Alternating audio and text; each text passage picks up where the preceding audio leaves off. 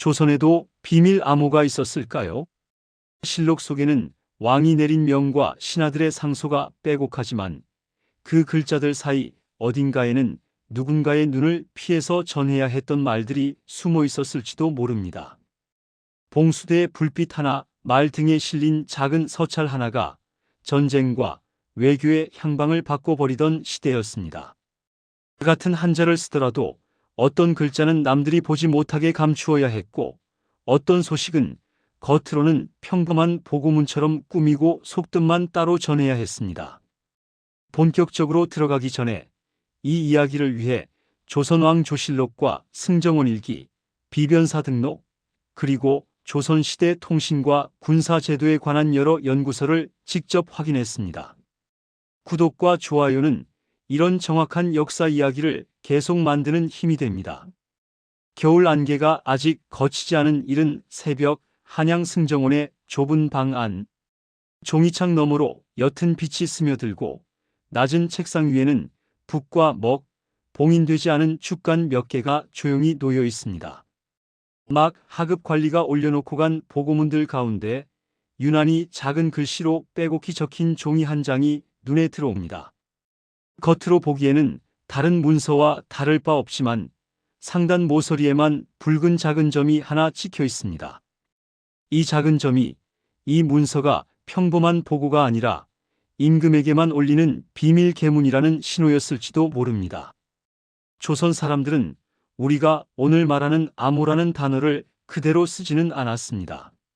하지만 왕과 대신, 국경의 장수와 한양의 관료들은 분명 누구에게는 들려주고 누구에게는 숨겨야 하는 말들을 따로 구분해서 다루었습니다. 어떤 때에는 같은 내용의 문서를 두 장 써서 하나는 모두가 보는 공식 보고로 올리고 다른 하나는 겉봉도 없이 임금 곁으로만 조용히 전하기도 했습니다.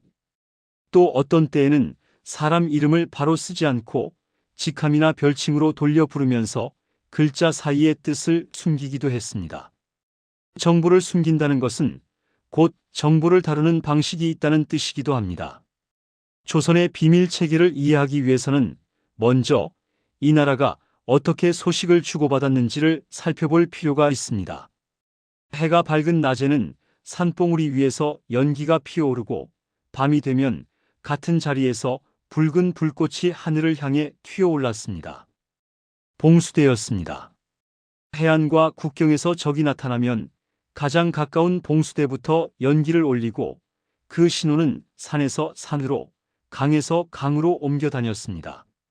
멀리 떨어진 한양까지 소식이 도착하는 데 걸리는 시간은 이 봉수 불빛이 몇 번이나 이어지느냐에 달려 있었습니다. 그런데 봉수는 누구에게나 보이는 신호이기도 했습니다. 조선의 백성도 때로는 외적도 그 불빛을 볼 수 있었습니다.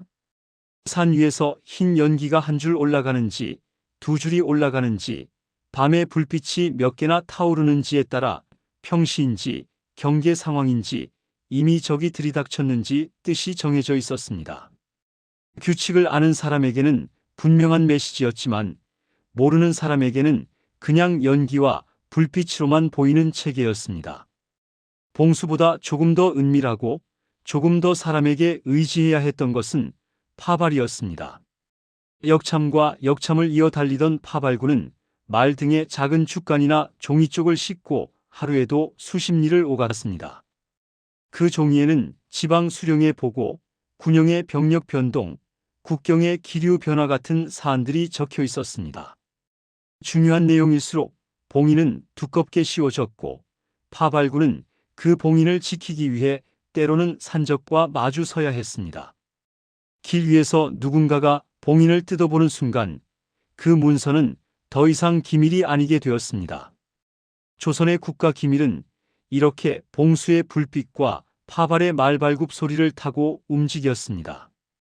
그러나 이것만으로는 숨기는 것이 충분하지 않았습니다. 한양까지 올라가는 길 어디에서든 봉수가 잘못 올라가거나 파발이 가로채이고 문서가 누설될 위험이 늘 존재했습니다. 그래서 조선 사람들은 같은 제도를 그대로 두면서도 안에 담는 내용과 형식을 조금씩 바꾸어가며 비밀을 생각했습니다. 겉으로는 평범한 보고서처럼 보이지만 특정한 표현이나 문장 배치로 진짜 뜻을 알 수 있게 하는 방식이 그 하나였습니다. 한 예로 어떤 장수가 국경의 긴장 상황을 보고하면서도 문장에는 절대로 급하다는 표현을 쓰지 않습니다. 대신 하루에도 몇 차례나 봉수대에 불이 오르내리고 있다거나 현지 백성들의 곡식값이 갑자기 뛰었다는 식의 문장을 늘어놓습니다. 이 문장을 읽는 사람들은 굳이 더 말하지 않아도 지금 그 지역이 어떤 분위기인지 짐작할 수 있었습니다. 글자에 직접 쓰지 않고 정황과 숫자, 단어의 배열로 뜻을 전달하는 조선식 암호였습니다. 또 다른 층위에서 기밀 문서에는 아예 겉과 속을 다르게 꾸미는 방식도 있었습니다. 겉봉에는 비교적 평범한 보고 제목만 적어두고 실제로 중요한 내용은 속지에 따로 적어 봉인을 한 번 더 씌우는 식이었습니다. 이렇게 두 겹, 세 겹으로 봉인된 문서를 열람할 수 있는 사람은 극히 제한적이었습니다.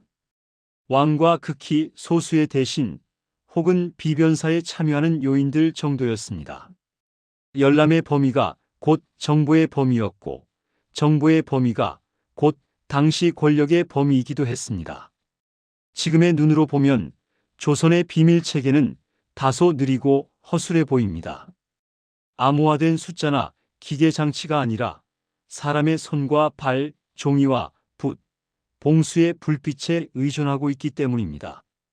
그러나 그 시대 사람들은 자신들이 가진 도구 안에서 어떻게 하면 말과 글을 숨기면서도 필요한 사람에게는 닿게 할 수 있을지 끊임없이 고민했습니다.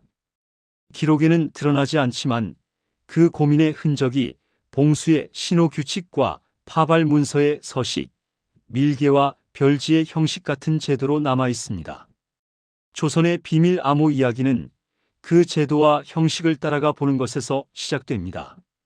한양 궁궐 안에서 왕에게만 올려지던 밀개, 산 위의 봉수대와 길 위의 파발, 국경과 항구에서 속삭이듯 오가던 정보까지.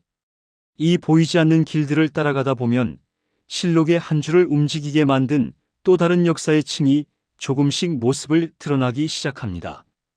조선의 국가 기밀을 따라가다 보면 가장 먼저 마주치는 것은 종이보다 불빛과 발자국입니다.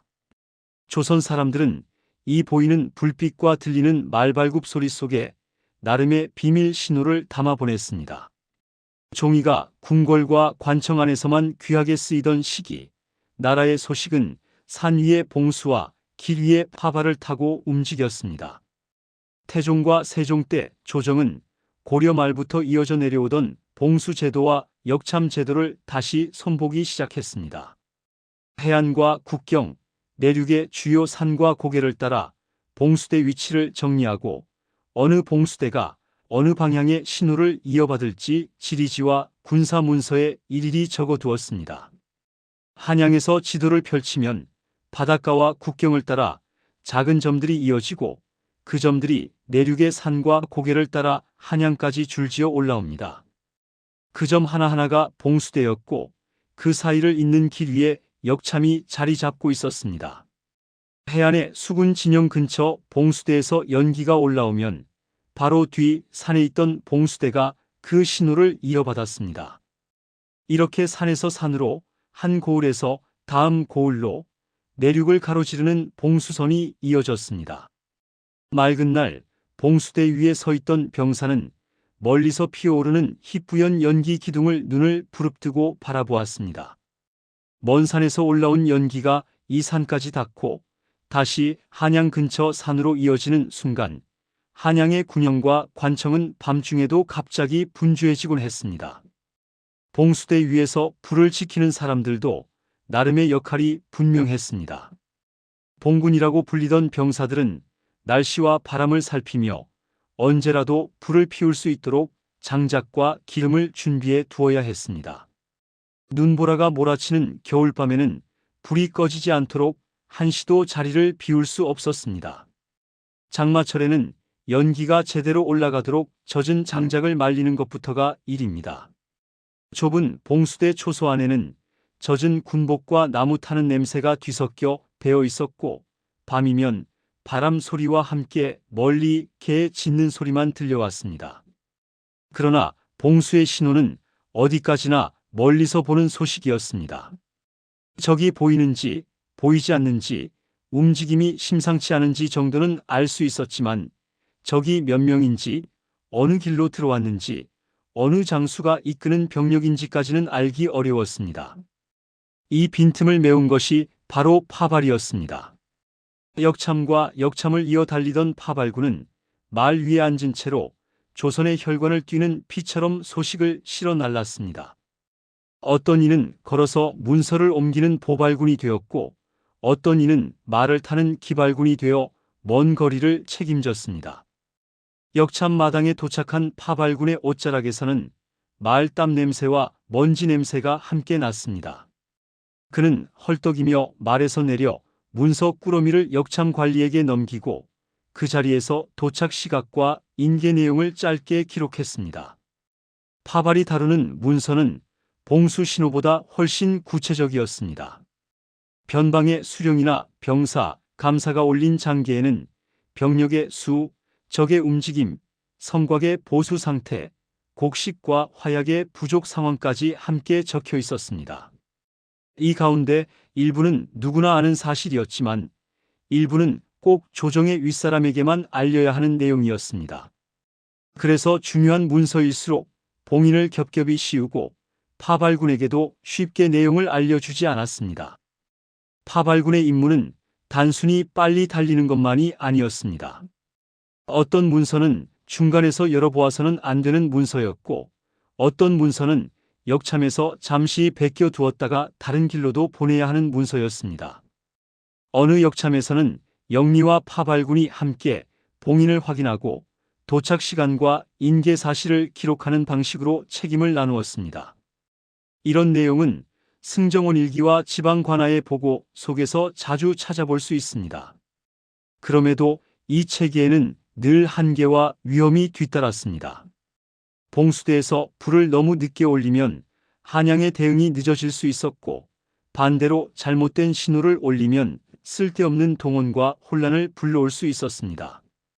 파발군이 길에서 산적을 만나거나 지방 세력에 휘말려 발이 묶이면 문서 한 장의 지연이 전쟁의 유불리를 바꾸는 일도 생길 수 있었습니다. 실제로 조선왕 조실록에는 봉수 신호가 제대로 올라가지 않아 문책을 받거나 파발이 제때 도착하지 않아 책임을 묻는 사례가 여러 차례 등장합니다. 그럼에도 불구하고 조선은 이 봉수와 파발을 버리지 않았습니다. 오히려 시간이 갈수록 봉수 노선을 재정비하고 역참 운영 규칙을 고쳐가며 이 체계를 조금이라도 더 튼튼하게 만들고자 했습니다. 백성들에게는 보이지 않던 이 노력이 쌓여 한양의 왕과 대신들은 멀리 떨어진 국경과 해안의 움직임을 어느 정도는 손에 쥘 수 있었습니다. 조선의 비밀 암호 이야기를 이해하려면 이 봉수와 파발을 먼저 떠올려야 합니다. 누구나 볼 수 있는 불빛과 길 위를 뛰던 파발군의 발 아래에서 어느 지점부터가 기밀이 되었는지 어느 순간부터 문장과 봉인 속으로 정보가 숨어 들어갔는지를 살펴보는 일이 곧 궁궐 안비밀 문서를 이해하는 출발점이 됩니다. 산 위의 봉수와 길 위의 파발을 따라가다 보면 결국 모든 소식이 모여드는 마지막 지점은 한양 궁궐 안입니다. 국경에서 출발한 보고도 지방의 작은 사건에 관한 소식도 끝내는 모두 왕이 머무는 전각 주변으로 모여들었습니다. 이 좁은 공간 안에서 겉으로 공개되는 말과 안쪽에만 남겨지는 말은 다시 한번 나뉘었습니다. 새벽부터 종이 부스럭거리는 소리가 끊이지 않던 곳, 승정원은 그 경계선에 서 있던 기관이었습니다. 승정원 일기라는 이름으로 오늘날까지 남아있는 기록의 대부분은 사실 왕 앞에 올라간 문서의 바깥 표정에 가깝습니다.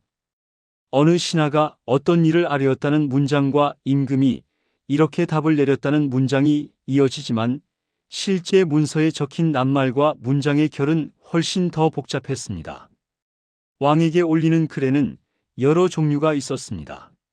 누구에게나 읽힐 수 있는 상소, 일정 범위의 관료들만 보는 보고, 그리고 임금께만 삼가 아래에라라는 뜻을 담은 밀계가 따로 있었습니다.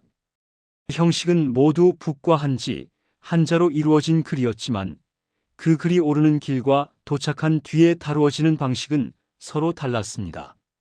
넓지 않은 승정원 방 안 한쪽에는 그날 올라온 문서를 임시로 꽂아두는 대나무 꼬지가 놓여 있었습니다. 그 가운데에는 누구나 볼 수 있는 상소와 더불어 겉면에 별다른 표시 없이 올라온 종이도 섞여 있었습니다. 하지만 승정원에 근무하는 서리와 낭청은 봉투를 만져보기만 해도 어느 문서가 보통 보고인지, 어느 문서는 곧바로 왕 곁으로 들여보내야 하는 민감한 내용인지 감으로 구분했습니다. 어떤 문서는 겉에는 평범한 제목만 적혀 있습니다.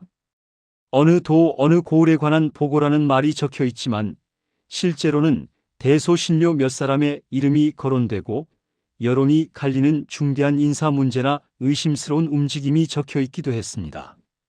그래서 글을 쓰는 쪽에서는 겉 제목과 본문 첫머리에는 큰 탈이 없는 표현을 두고 본론으로 들어갈 때에야 비로소 실제 하고 싶은 말을 조심스럽게 끌어올렸습니다. 밀계는 이러한 경계선에서 한 걸음 더 안쪽으로 들어간 문서였습니다. 외형만 보면 상소와 크게 다를 바 없었습니다. 하지만 글 첫머리에 밀계라는 두 글자를 적거나 발신자의 직함을 쓰는 위치와 방식에서부터 일반 상소와 구분하는 일이 많았습니다. 밀계는 윗선에서 아래로 내려보내는 밀지와는 달리 아랫사람이 위를 향해 올리는 비밀 보고였습니다. 이런 문서가 승정원에 도착하면 그 내용을 필사하거나 요약해 기록으로 남길지 아니면 내용을 생략하고 밀계 RM이라고만 적을지를 먼저 정했습니다. 실제로 승정원 일기에는 어느 신하가 밀계로 아뢰었다는 한 줄만 남고 실제 내용은 그때 그 자리에서 읽힌 뒤 더 이상 기록되지 않은 경우가 적지 않았습니다. 정사 기록에서도 끝내 남기지 않기로 한 말들이 있었던 셈입니다. 때로는 한 장의 문서 안에서도 겉과 속이 달라지기도 했습니다. 겉으로 공개될 수 있는 부분은 문장 끝마다 공손한 표현을 덧붙이며 정제된 말로 채웠지만 같은 문서의 안쪽에는 덜 꾸민 말이 숨어 있는 경우가 있었습니다. 이를 위해 본문에서 한번 언급한 사람의 이름을 이후에는 다른 글자로 돌려 쓰거나 어떤 사람이라는 표현으로 바꾸는 방식이 자주 동원되었습니다. 글의 주체와 대상만 살짝 흐려도 직접 이름을 밝히는 것보다 위험을 줄일 수 있었기 때문입니다. 이와 함께 자주 쓰인 수단이 별지였습니다. 별지는 말 그대로 따로 붙인 종이였습니다. 겉으로 읽히는 상소나 보고문에는 무난한 내용만 적어두고 꼭 안쪽에서만 나누고 싶은 말은 작은 종이에 따로 접어 붙였습니다. 승정원 일기와 비변사 관련 문서에는 별지를 함께 올렸다는 짧은 언급만 남고 그 별지의 실제 내용은 오늘날 전해지지 않는 경우가 많습니다. 바로 그 빈자리에서 당시 사람들의 속마음과 계산이 오갔을 가능성을 떠올려 볼 수 있습니다. 궁궐 안의 비밀 문서는 왕이 내리는 쪽에서도 존재했습니다. 임금이 특정 장수나 관찰사에게 은밀한 지시를 내릴 때에는 공적인 교지와는 다른 방식으로 글을 보냈습니다. 공식 교지에는 누구나 납득할 만한 이유와 명분을 적어두고 그와 별도로 상대에게만 보여주는 짧은 지령을 따로 써내려 보내기도 했습니다. 예를 들어 겉으로는 군사 통솔을 맡긴다고 적고 다른 종이에는 지금 당장 병력을 모으지는 말고 민심을 먼저 살피라는 덧붙인 지시를 적어 붙이는 식이었습니다. 이런 밀지는 전해지는 길도 달랐습니다. 상소가 역참과 파발을 통해 올라오는 길이라면 밀지는 승정원에 신뢰할 수 있는 인물이나 가까운 시위군이 직접 품에 안고 전달하기도 했습니다. 길에서 봉투가 바뀌거나 내용이 노출되는 일을 가능한 한 줄이기 위한 선택이었습니다. 그만큼 글을 쥔 사람 한 명의 신뢰와 입장이 중요해지는 구조였습니다. 물론 아무리 방식을 나누고 봉인을 굳게 한다 해도 사람이 하는 일에는 늘 허점이 생겼습니다.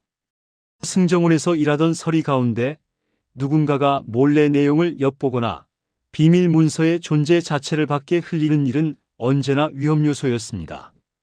조선의 법전과 실록 곳곳에는 기밀을 누설했다는 죄목으로 문서 담당자를 벌주는 사례가 적혀 있습니다.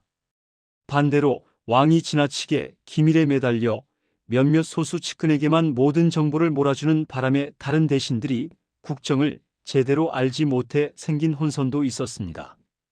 이처럼 궁궐 안비밀 문서의 세계는 철통같이 닫혀 있는 듯 보이면서도 결국 사람과 사람 사이의 신뢰와 두려움으로 유지되던 공간이었습니다. 기록을 남길지 남기지 않을지, 누구 이름을 끝까지 적을지, 어느 지점부터는 익명으로 돌려 쓸지, 이 선택들이 매일같이 책상 앞에서 이루어졌습니다. 글자를 쓰는 손은 조용하지만 그 글자를 둘러싼 공기만큼은 결코 조용하지 않았습니다. 오늘 우리가 보는 조선왕조실록과 승정원 일기에는 이미 한 차례 이상 체를 거친 말들만 남아 있습니다. 밀개로 아뢰었다. 별지에 적었다. 내용은 기록하지 않았다 같은 짧은 문장 뒤에는 그날 그 자리에서만 읽히고 사라진 문장들이 숨어 있습니다. 궁궐 안비밀 문서와 밀개의 역사를 따라가다 보면 조선의 정보와 권력이 실제로 어떤 통로를 거쳐 움직였는지가 조금 더 선명해집니다. 그리고 전쟁과 외교, 반란과 숙청의 순간마다 이 비밀 문서들이 어떤 역할을 했는지를 살펴보는 일은 곧 조선의 암호 이야기를 전쟁터로 옮기는 일과도 맞닿아 있습니다.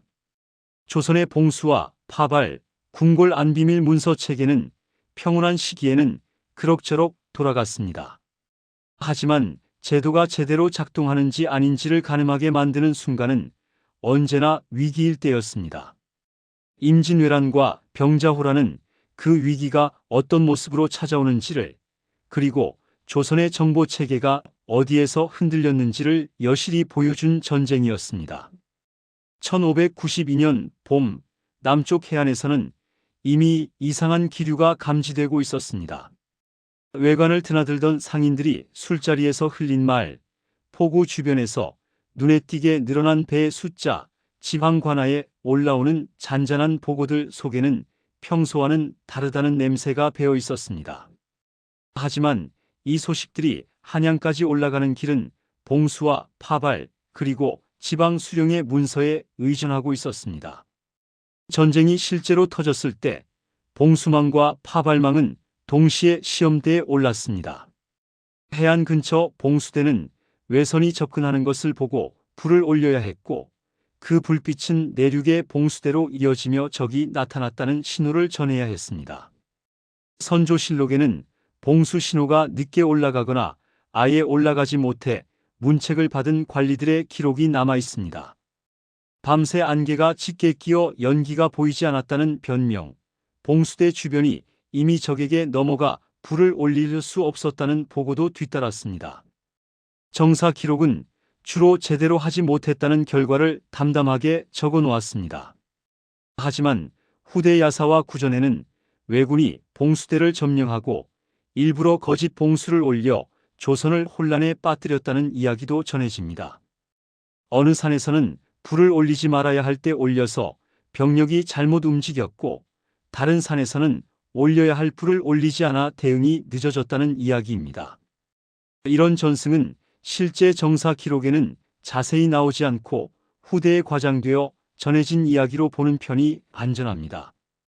그럼에도 봉수라는 체계가 적의 눈에도 그대로 노출되어 있었다는 약점을 상징적으로 드러내주는 예로 참고할 수 있습니다.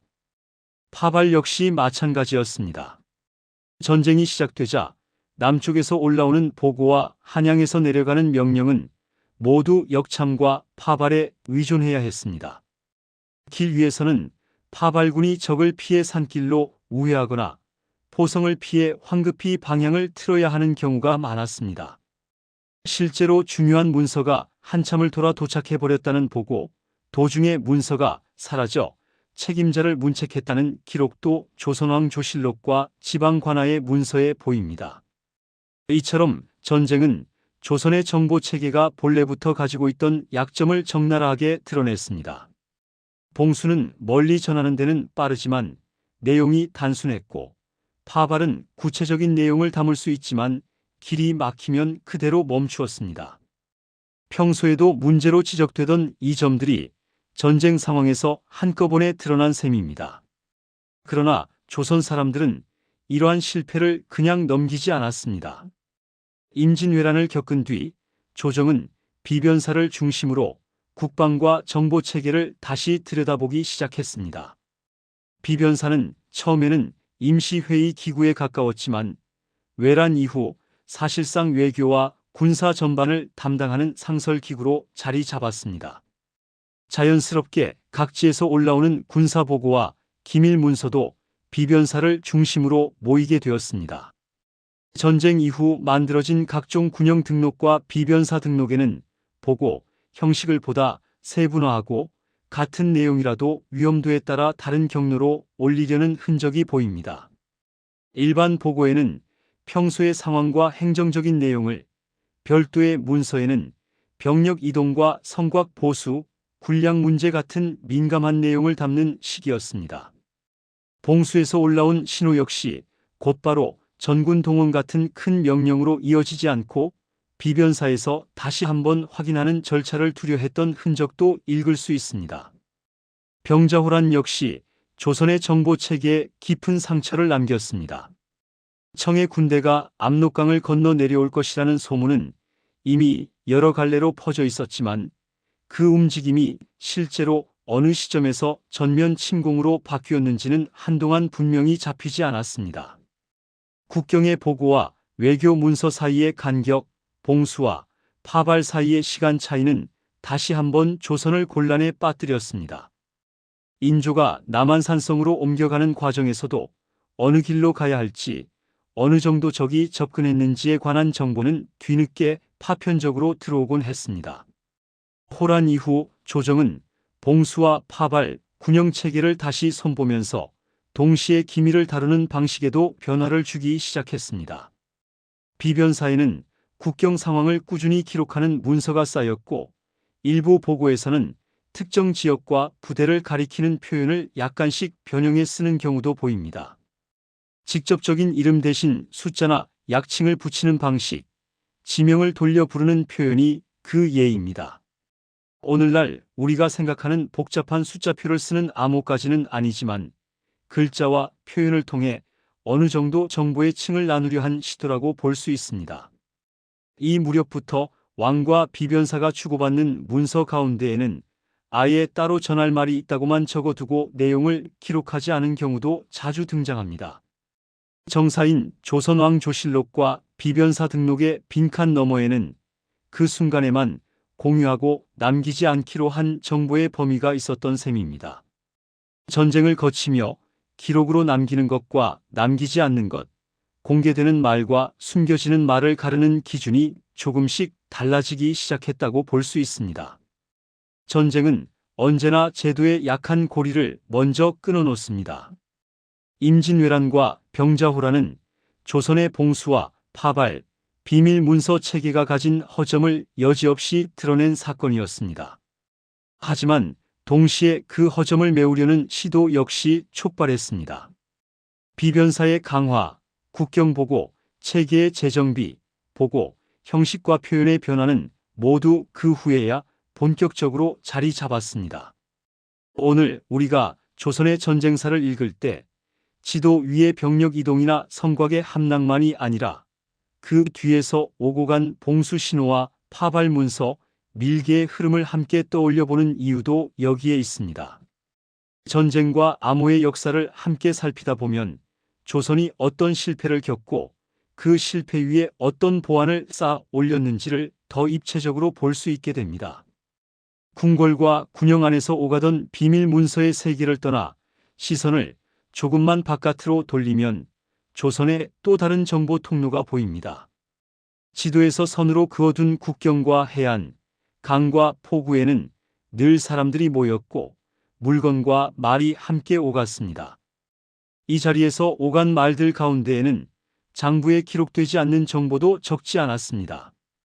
압록강과 두만강 일대의 국경마을에서는 강을 사이에 두고 조선 사람과 여진과 청나라 사람들이 서로 얼굴을 마주했습니다. 사는 물건은 소금과 옷감, 말과 가축이었지만 실제로 더 값나가는 상품은 소문과 소식이었습니다. 강 건너 마을 분위기가 어떠한지, 최근에 병사가 얼마나 늘었는지, 관문을 지키는 장수의 성격이 어떤지 같은 이야기가 장터의 소금거림 속에 섞여 떠돌았습니다. 조선은 이런 말을 그저 흘려듣지 않았습니다. 국경을 담당하는 병사와 관리들 가운데는 평소에 이런 소문을 유심히 모아 상관에게 전하는 사람들이 있었습니다.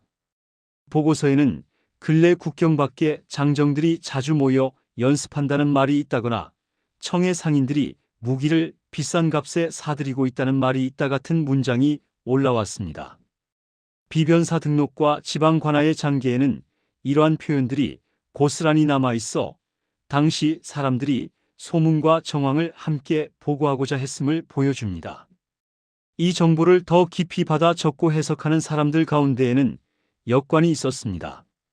역관은 단순한 통역이 아니라 사실상 조선과 외국 사이의 창문과도 같은 존재였습니다. 외교 문서를 번역하고 사신단을 따라가며 때로는 무역의 현장에서 외국 상인과 바로 흥정을 맡았습니다. 그 과정에서 자연스럽게 상대 나라의 사정과 속마음을 가까이서 엿볼 수 있었습니다. 정식 외교 문서에는 언제나 격식 있는 표현만 오갔습니다. 우호를 굳건히 한다거나 예전과 같이 교린한다는 문장이 줄줄이 이어졌습니다. 하지만 역관들이 따로 정리해 올린 보고서에는 문장 끝에 작은 문구가 덧붙을 때가 있었습니다. 말은 이러하나 얼굴빛이 심상치 않다. 겉으로는 기뻐하는 듯하지만 실상은 위축된 기색이 역력하다 같은 말이 그것입니다. 이처럼 역관들은 번역하지 못한 표정과 목소리, 말의 속뜻을 보충 보고라는 형태로 조정해 전했습니다. 그 보충 보고는 때로는 별도의 종이에 적혀 올라오기도 했고 사행단의 장이 돌아와 왕 앞에서 직접 말로 들려주기도 했습니다. 언어 사이를 오가는 과정에서 문자로 남지 않는 정보가 역관이라는 사람을 통해 조선으로 들어온 셈입니다. 무역 현장에서는 또 다른 형태의 암호 같은 신호가 오갔습니다. 부산 외관과 남해안 포구에서는 일본 상인들이 드나들었고 서해안과 압록강, 두만강 일대에서는 중국 상인들이 오갔습니다. 장부에는 쌀 몇 석, 비단 몇 필 같은 품목과 수량이 적혔지만 실제 흥정 자리에서는 이런 말이 오갔습니다. 요즘 그 나라 군인들은 바쁘지 않은지, 철과 화약이 왜 이렇게 귀해졌는지 하는 질문과 대답이었습니다. 조선 상인과 역관은 이 대화 속에서 전쟁의 기운을 미리 감지하려 했습니다. 갑자기 특정 물자의 수요가 늘어나거나 가격이 오르는 현상은 단순한 시장 변동이 아닐 수 있었습니다. 그래서 보고서에는 철과 유황값이 크게 올랐다는 문장이 기입되었고 이를 읽는 비변사와 왕은 그 뒤에 숨은 뜻을 짐작하려 했습니다. 직접 전쟁 준비에 기미가 보인다고 쓰지 않고 물가와 수요 변동을 기록하는 방식으로 분위기를 전하는 조선식 표현이었습니다. 여기에서 한 걸음 더 안쪽으로 들어가면 기록에 잘 드러나지 않는 사람들의 역할이 있습니다. 그 가운데 하나가 기생이었습니다. 공식 기록에는 기생의 삶이 온전히 담겨 있지 않지만 일부 관청 문서와 후대 이야기에서는 기생이 정보를 주고받는 통로로 활용되었다는 대목이 적게나마 등장합니다. 사신 접대 자리에서 노래와 춤을 담당하던 기생은 자연스럽게 외국 사신이나 상인들의 술자리 대화를 옆에서 듣게 됩니다. 그 자리에서 들은 말 중에는 공식 회담에서는 나오지 않는 본심이 섞여 있을 때가 많았습니다. 조정에서는 때때로 이러한 자리에 신뢰할 수 있는 기생을 보내 분위기와 대화의 자락을 알아오게 하기도 했습니다. 기록에는 기생 누구에게 들은 바에 따르면이라는 짧은 문장이 남아있는 경우가 드물게 보입니다. 후대의 야사와 소설은 이 부분을 훨씬 더 과장해 그립니다. 어떤 기생이 적국 장수의 마음을 사로잡아 기밀을 빼냈다거나 노랫말 속에 암호를 숨겨 정보를 전했다는 이야기가 그것입니다. 이런 이야기를 그대로 사실로 받아들이기는 어렵고 정사 기록도 그렇게까지 자세한 내용을 전하지 않습니다. 다만 당시 사람들에게 기생과 상인, 역관이 정보를 움직일 수 있는 위치에 있다는 인식이 있었음을 보여주는 자료로 참고할 수는 있습니다. 국경마을의 여관과 포구의 선술집, 외관의 좁은 방 안에서는 이름 없는 여행자와 노숙자가 전한 소식도 적지 않았습니다. 어느 길이 새로 닦이고 어느 고을에 군량 창고가 생겼는지 같은 이야기는 실제로 그 길을 오가는 이들이 가장 먼저 알고 있었습니다. 조정은 이런 소식을 모두 믿을 수는 없다고 판단하면서도 완전히 무시하지도 못했습니다. 그래서 지방관청의 보고에는 장터에서 들은 말이 이러하다는 구절이 붙는 경우가 종종 있었습니다. 이처럼 국경과 무역의 현장은 공식 문서와 구전, 절반은 사실이고 절반은 추측인 소문이 뒤섞여 흐르는 공간이었습니다. 역관과 상인, 기생과 국경 주민들은 자신도 모르는 사이에 첩보망의 한 부분이 되기도 했습니다. 이들이 전해온 말들이 비변사와 왕의 결정에 어느 정도까지 영향을 미쳤는지를 정확히 가늠하기는 어렵습니다. 하지만 남아있는 보고서의 문장과 가격 변동 기록, 그리고 야사 속 이야기를 한데 모아보면 조선의 정보전쟁이 궁궐과 군역만이 아니라 국경과 항구의 일상 속에서도 조용히 벌어지고 있었음을 느낄 수 있습니다. 조선의 비밀 암호 체계라는 주제를 다시 떠올려 보면 여기에는 복잡한 숫자표나 기계장치만이 아니라 사람과 사람 사이의 말과 표정, 장터의 웃음소리와 술자리의 한숨까지 함께 들어 있습니다. 그 모든 것들이 겹겹이 쌓여 한양으로 올라가고 일부는 기록으로 남고 일부는 그날 그 자리에서만 머물다 사라졌습니다. 이제 남은 것은 이렇게 모인 정보들이 근대 통신의 시대를 앞두고 어떤 자리를 내어주었는지, 그리고 조선의 암호와 기밀 체계가 우리에게 어떤 유산을 남겼는지를 끝으로 살펴보는 일입니다. 지금 우리는 숫자와 기계가 지키는 시대에 살고 있습니다. 복잡한 수식과 전자신호가 오가는 사이에서 사람의 눈으로는 더 이상 그 안을 들여다볼 수 없습니다. 반대로 조선의 비밀체계는 끝까지 사람의 손과 눈, 귀와 입에 의지했습니다. 봉수대 위의 병사, 길 위의 파발군, 승정원의 서리와 낭청, 국경과 포구에서 말을 주고받던 역관과 상인, 기생과 이름 없는 주민들까지 암호와 기밀은 결국 그들의 몸을 통과해 움직였습니다. 오늘 우리가 보고 있는 여러 기록은 이 사람들의 흔적을 온전히 담아내지 못합니다. 조선왕 조실록에는 밀개로 아뢰었다, 별지에 적었다, 내용은 기록하지 않았다 같은 말이 짧게 적혀 있을 뿐입니다. 승정원 일기에도 어느 신하가 은밀히 보고하였다, 기밀을 누설하여 죄를 물었다는 문장이 지나가듯 등장할 뿐입니다. 하지만 그 뒤에는 봉투를 건네던 손의 떨림, 봉인을 찍던 순간의 긴장, 길 위에서 문서를 품에 안고 잠들던 파발군의 숨결이 있었습니다. 조선의 비밀 체계는 지금의 까다로운 기준으로 보면 거칠고 허술한 구석이 많았습니다. 봉수의 불빛은 적의 눈에도 그대로 드러났고 파발은 길이 막히면 그대로 멈추었습니다.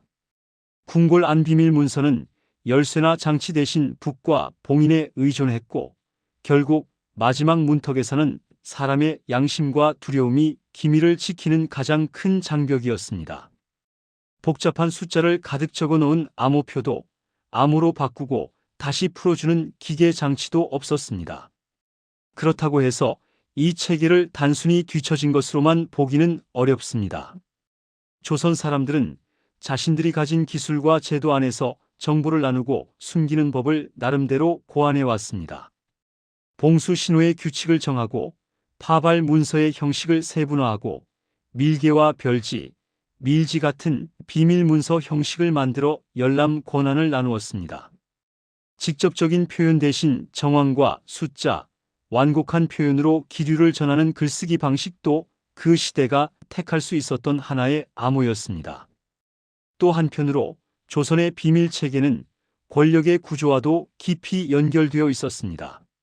어떤 정보는 누구까지 볼 수 있고 어떤 문서는 왕과 몇몇 대신에게만 허락되는지에 따라 나라를 움직이는 축이 달라졌습니다.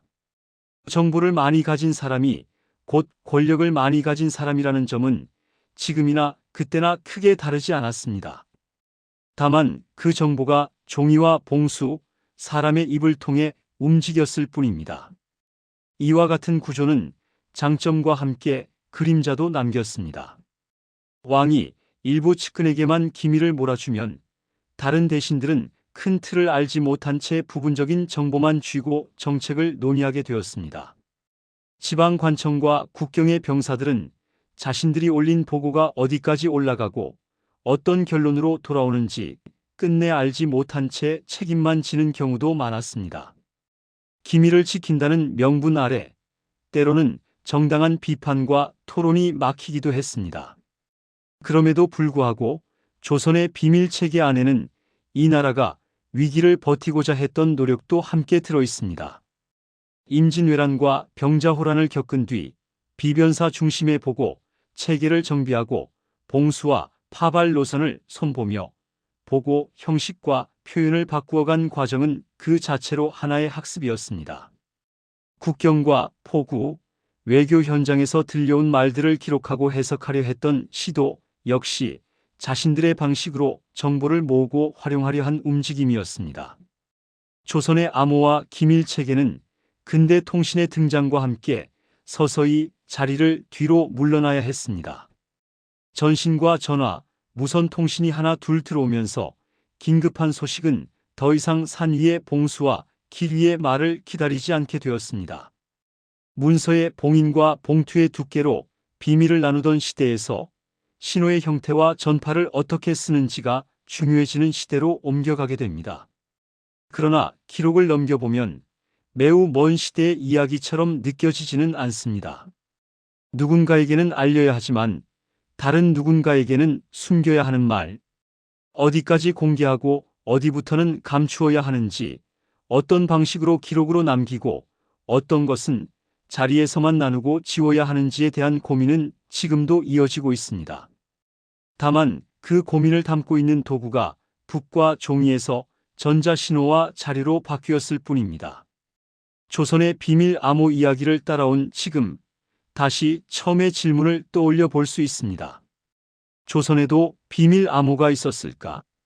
복잡한 숫자열이나 기계 장치는 없었지만 봉수의 불빛과 파발의 속도, 밀개와 별지의 형식, 국경과 포구의 소문과 노래 속에도 나름의 암호와 기밀의 층이 겹겹이 쌓여 있었습니다. 그 층을 하나씩 들춰보는 일은 단지 옛 제도를 구경하는 차원을 넘어 오늘 우리가 정보를 다루고 숨기는 방식을 돌아보게 만드는 거울이 되기도 합니다. 오늘 이야기는 여기까지입니다. 끝까지 함께해 주셔서 진심으로 감사드리고 늘 건강하시길 바랍니다. 이 영상이 좋았다면 구독과 좋아요, 알림 설정이 한국역사관을 계속 만들 힘이 됩니다. 댓글로 오늘 가장 인상 깊었던 장면과 다음에 다뤘으면 하는 주제를 한 가지 남겨주세요. 지금까지 시청자님들의 안원과 행복을 기원하는 한국역사관이었습니다. 감사합니다.